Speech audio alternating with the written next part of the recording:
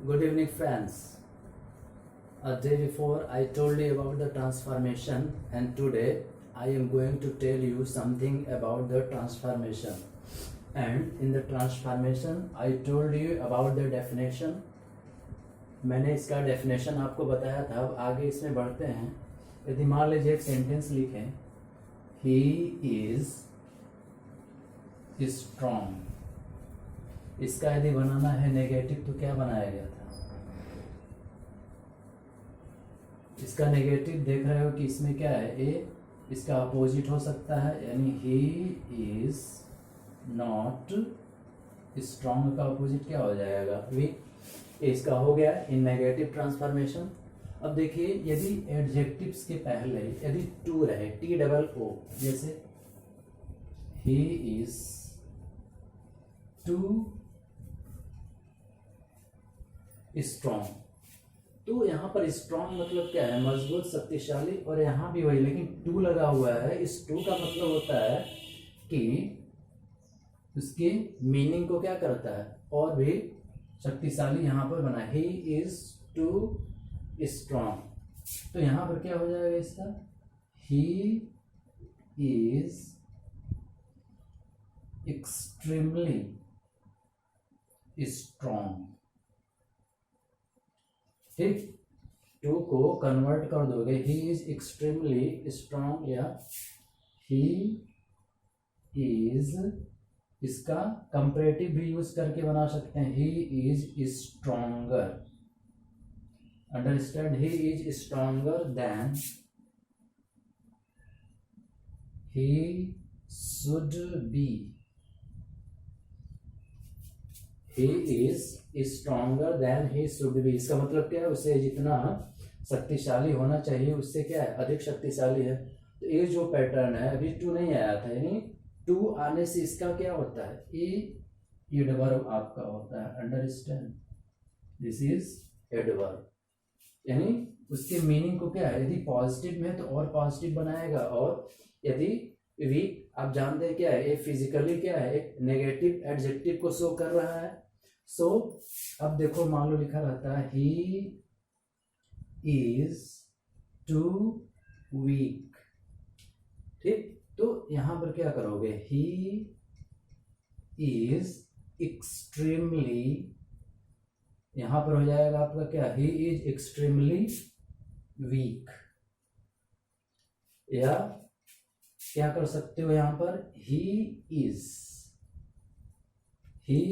अब इसका कंपैरेटिव होता है तो लिख सकते हो he is weaker. He is weaker, फिर कंपैरेटिव के बाद क्या होता है? वी यूज देन, तो हो जाएगा he is weaker than he should be. He should be, यानी उसे जितना कमजोर होना चाहिए उससे अधिक है. अब यहां देख लो, स्ट्रॉन्ग था तो एक्सट्रीमली स्ट्रॉन्ग हो जाएगा. टू स्ट्रॉन्ग, अब नेगेटिव मीनिंग नहीं ले जाएगा, क्योंकि ये तो ऑलरेडी क्या है? ये पॉजिटिव मीनिंग को शो कर रहा है. और यहाँ पर क्या है? ये नेगेटिव को होते और भी ये नेगेटिव ले जाएगा, क्योंकि ये क्या होता है? ये एक एडवर्ब है. एडवर्ब की डेफिनेशन क्या होती है? An adverb is a word that qualifies an adjective, a verb और अनदर एडवर्ब. तो ये जो टी डबल है वो है, ये क्या है? एक एडवर्ब है. अब इसमें आगे देखिए, और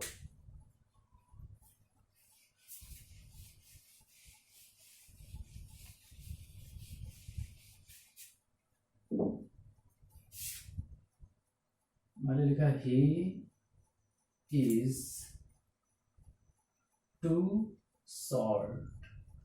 ही इज टू शॉर्ट लिखा है, तो ही इज शॉर्ट रहता तो सही है, लेकिन लिखा हुआ he is too short. The meaning is, अब इस शॉर्ट को भी और शॉर्ट कर दिया है यहां पर, यानी क्या बनेगा? तो ही इज एक्सट्रीमली शॉर्ट. शॉर्ट मतलब क्या होता है? छोटे कद का, यानी छोटा. तो ए इसके और भी नेगेटिव मीनिंग को बनाएगा. ही इज एक्सट्रीमली शॉर्ट, या इसका और क्या बन सकता है? ही इज शॉर्ट का कंपैरेटिव क्या हो जाएगा? The meaning will be he is shorter than he should be को ऐड करोगे.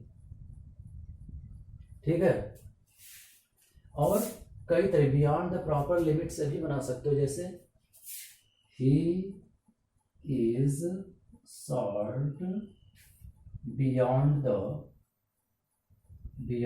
द फिर क्या कर सकते हो, प्रॉपर लिमिट, मतलब जितना लिमिट होना चाहिए प्रॉपर लिमिट उससे क्या है, उससे परे है, यानी बहुत अधिक क्या है वो शॉर्ट है। तो यहाँ पर भी बियॉन्ड द प्रॉपर लिमिट का यूज करके इसको हम बना सकते हैं, यानी 3 तरीके से हम इसको फॉर्म कर सकते हैं। कहीं कहीं वेरी का भी यूज करके बनाया जाता है।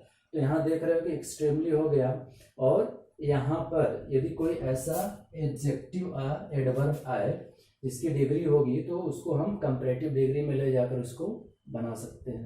तो यही कुछ चीजें हैं। अभी तो यहाँ पर केवल आपको बताया गया है TOO2 that is an adverb.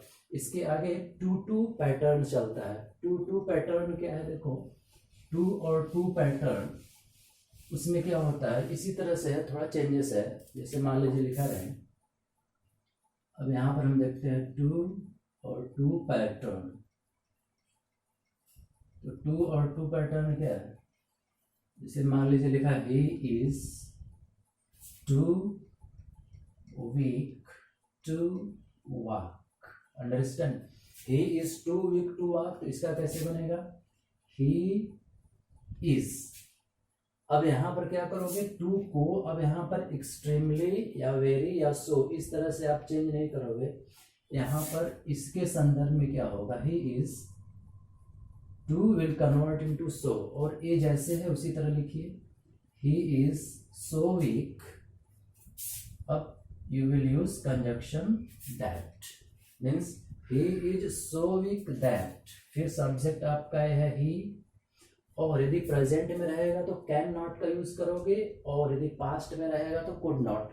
And you see this is in the present, so what will be, you will use he can not walk। जैसे जब बुक्स पढ़ते हैं तो उसमें इसी तरह का आता है पैटर्न, तो इसका जब ट्रांसलेशन हिंदी करते हैं तो इस तरीके से ट्रांसलेशन यहाँ किया जाता है। जैसे ही इज सो वीक, यानी वह इतना कमजोर है कि वह चल नहीं सकता। यानी यहाँ पर आपने देखा कि सो और बाकी जो है कनेक्टिव दैट लगाकर इसको 2 सेंटेंस में फॉर्म किया गया है।